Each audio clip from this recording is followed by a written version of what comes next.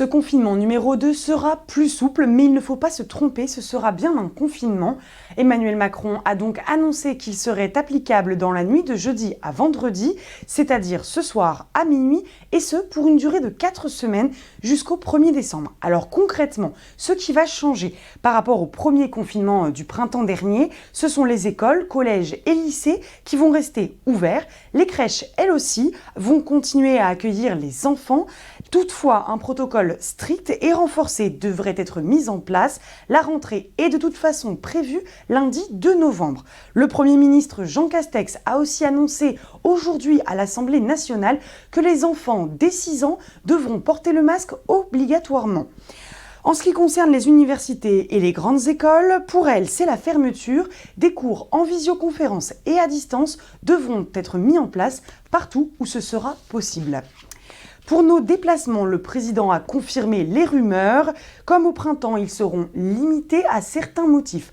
Aller au travail, chez le médecin, sortir son chien, se rendre pour aider des personnes vulnérables, faire ses courses. C'est le retour de l'attestation obligatoire pour sortir de chez soi.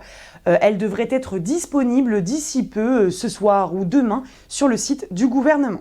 Également, terminer les déplacements entre régions.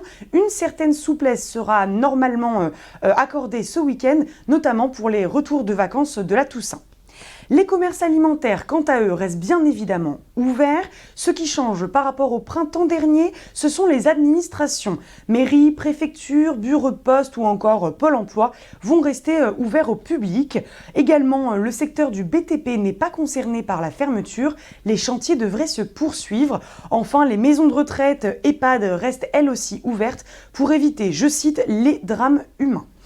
Et pour les autres commerces, le couperet est lui tombé. Tout ce qui est non essentiel est fermé à compter de ce soir, comme les bars, les restaurants ou encore les coiffeurs. Mais le président s'est voulu rassurant.